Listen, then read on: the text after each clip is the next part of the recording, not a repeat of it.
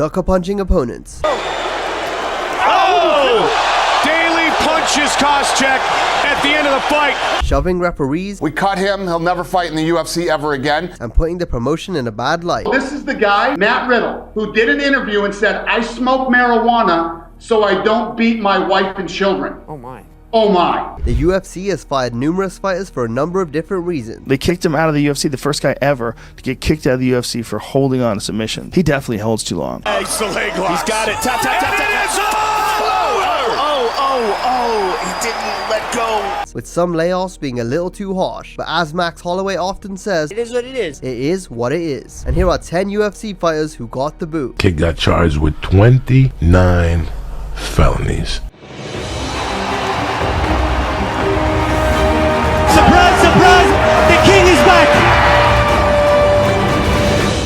Paul Daley. He was one of Britain's brightest stars when he signed with the UFC, but his promotional stint only lasted 3 fights, with the final one being against Josh Koscheck in a welterweight title eliminator at UFC 113. We had an incident with a guy named Paul Daley who hit somebody after the fight was over. We cut him. He'll never fight in the UFC ever again. The winner was slated for a shot at George St. Pierre, so you guys can imagine how important it would have been for Daley. However, the Brits' aspirations were swiftly dashed as the blanket controlled Semtex throughout their fight to earn a landslide unanimous decision victory. But that's not the fun part. Daley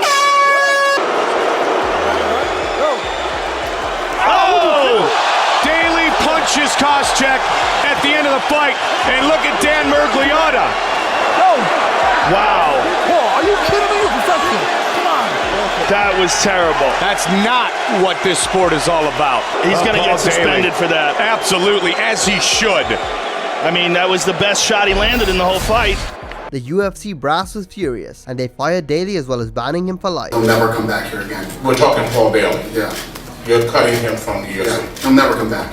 There's no excuse for that. It was probably one of the dumbest things I've ever seen. And he's done. I don't care if he fights in every show all over the world and becomes the best, and everybody thinks he's the pound for pound best in the world. He will never fight in the UFC ever again. Which the Brit thinks was a bit harsh, and maybe it was, considering the number of chances Russin Magomedov got despite his dirty tricks inside the octagon. They kicked him out of the UFC, the first guy ever to get kicked out of the UFC for holding on to submission. He definitely holds too long. He resumed his dirty tactics again against Mike Pierce in 2013. In just 31 seconds, the Brazilian caught his opponent in a heel hook, which had Pierce tapping both physically and verbally. But Palhares wouldn't let go. He had to be forced to let go of the submission hold by the referee. Palhares has a collection of legs back home and he's out! And how about that? Mike Pierce hits the mat, he's already tapping. A completely different level. The matter was investigated by the powers that be, and after lengthy consideration, the Brazilian was found guilty of being a piece of crap and was ultimately fired by the UFC. Last night there was kind of an ugly incident. Rusimar Palhares, he had his opponent in an ankle lock. His opponent tapped out and Palhares wouldn't let go. This is the second incident we've had with Paul Harris where he had the lock and he didn't let it go. Finally he let it go, but I'm gonna cut him too. He's done. He's done. Despite getting kicked out of the world's top MMA promotion, Palhares continued his villainous ways at the World Series of Fighting, where he poked Jake Shields' eyeballs out. Going to be back in at least the half guard. Watch your fingers, man. And Jake Shields is not happy. Putting his chin in. Look at this. You're using your fingers, man. Okay? You can't do this. Before holding on to submission for longer than needed. He rolls out the Kimura, but this is it. It's all over. And once again, Palhares maintains the hold. Clearly the tap is coming in the corner of Jake Shields. They are furious. Really nice. He kept Gets the arm. There's the tap. There's the tap. Mazzagati's trying to get him off. He's just punishing that guy. You know, he makes it scarier for other people, and he's probably used to doing it. Next on our list is MMA fighter turned pro wrestling superstar Matt Riddle. Bro.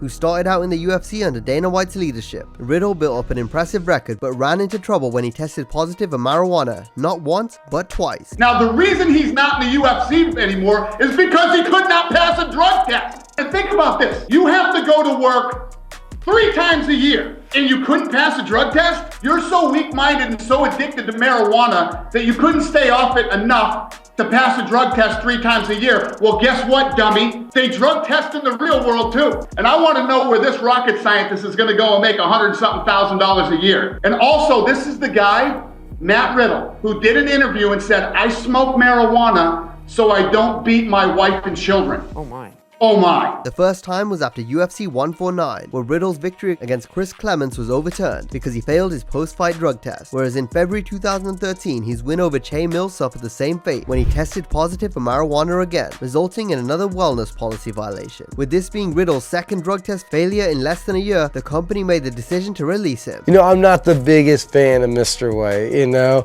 I don't think he has good business ethics. He is an asshole. He was really cold-blooded towards me. If you knew one of your employees had their third child and was still doing good work but failed a drug test again, like, maybe he needs help, you know, like, maybe we can go another route with this, right? I don't think he does things properly. I don't think he treats people properly. I just don't think he's a good person. Much like Riddle, Russin Magomedov had trouble with drug tests multiple times as well, although his violations were far more serious. Magomedov was suspended for the first time in 2016, where he tested positive for a selective androgen receptor modulator intended to enhance muscle growth. His second violation took place in October 2018, and it involved 2 steroid metabolites. The situation worsened in February of the following year, when he declined to provide a sample. As a result, the USADA imposed a lifetime ban on him, effectively ending any possibility of him competing in the UFC again. Now, no matter what you do, just don't dare touch a referee. That's where Dana White draws the line, and Jason High found it the hard way. After losing to Rafael dos Anjos via second round TKO in 2014, High shoved referee Kevin Mulhall, angered by what he believed were shots to the back of the head delivered by his opponent that led to the stoppage. Dos Anjos drops him there. Hang in the pocket, he might get the finish here. Jason High is hanging in there somehow, he might be out. Rafael dos Anjos! As a result, he was fired by the UFC, even though he apologized for his actions on Twitter. Maybe High would have gotten away with it if he was a big name, because for guys at the bottom of the barrel, the margins for error are close to zero. But that doesn't mean the UFC doesn't give anybody second chances. Just take Thiago Silva for instance. In early 2014, Silva evaded charges in Florida where he faced accusations of brandishing a gun at his estranged wife and threatening to kill her. Initially banned from UFC competition by Dana White, Silva was reinstated after the charges were dropped. Let's talk a little bit about Thiago Silva. You know, after his domestic violence arrest, you took him back. You originally said he'd never fight in the UFC again. Why'd you take him back? I said he'd never fight in the UFC again when his SWAT team was around his house and things weren't looking too good for Thiago Silva. Makes sense. Good point. That's legit. When the SWAT team is surrounding your house, probably a good chance you're in big trouble. He went through the process and no charges were filed against him, and they let him go. You're innocent until proven guilty, and the guy walks. If there was some type of video or something like that turned up on Thiago, then yeah, it would be a different story. However, his opportunity ran out after a few months later, after video footage emerged showing him holding a gun and accusing his wife of harboring another man in their home. At one point in the video, his wife was heard stating that she's recording to provide evidence in case Silva did something terrible. The UFC fired Silva in the immediate aftermath of the incident. And moving on, BJ Penn met a similar fate after he caused a scene in the streets in 2019. After losing 7 in a row inside the octagon, BJ Penn went headhunting on the streets of Hawaii in 2019. In a series of videos published by TMZ that year, Penn was observed exchanging punches with a man outside the Lava Shack bar in Pahoa on the Big Island of Hawaii. He managed to land at least 3 punches before bystanders intervened. Another video later depicted Penn being knocked out by the same individual during a street fight, after which the UFC legend was released by the promotion. Now, Dana and the company had been seeking a justification to release him even before the video emerged. White had previously voiced his hesitation to keep giving Penn fights due to the noticeable decline in his skill set.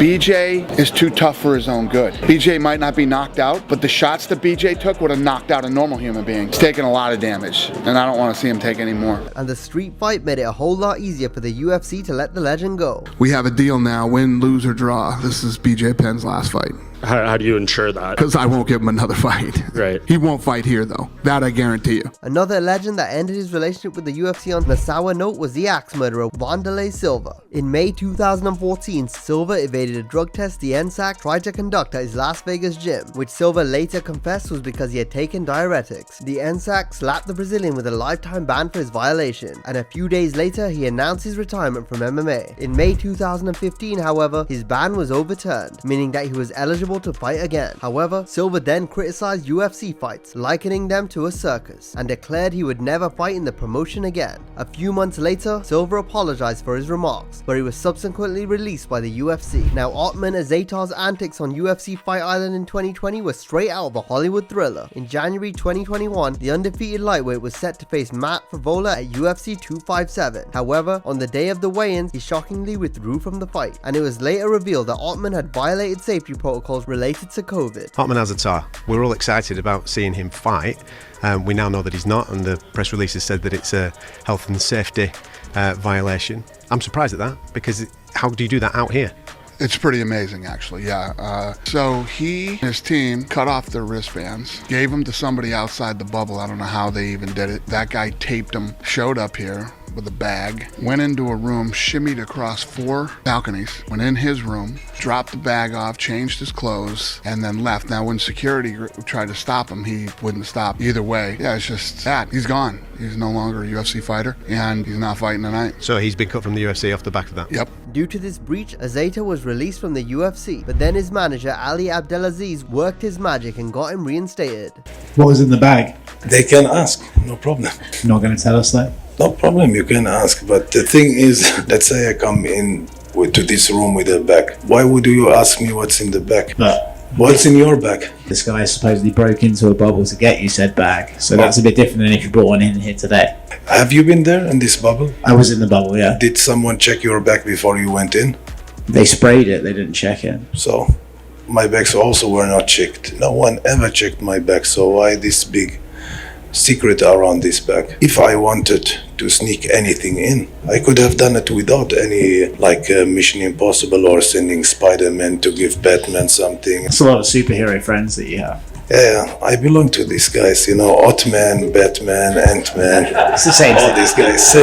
On the list is also the most controversial one of all time. In 2008, John Koppenhaver, commonly known as War Machine, was let go from the UFC after declining a fight offer from UFC matchmaker Joe Silva and making controversial comments regarding the death of fellow UFC fighter Evan Tanner, who died due to heat exhaustion while on a solo trip to the rural desert of Palo Verde. On his MySpace page, War Machine speculated that Tanner had gone to the isolated Southern California desert to take his own life after realizing his career might have been over and he had not made much money from it. Despite medical examiners later determining that Tanner's death was not a suicide, War Machine stood by his remarks. Needless to say, War Machine was fired by the UFC for causing unnecessary controversy. Years later, the controversial MMA fighter was handed life imprisonment for raping and assaulting his estranged girlfriend. Kid got charged with 29 felonies. He's the one that beat up the porn star, you know. They call him the War Machine. War Machine. She got beat up, bro. You see those pictures?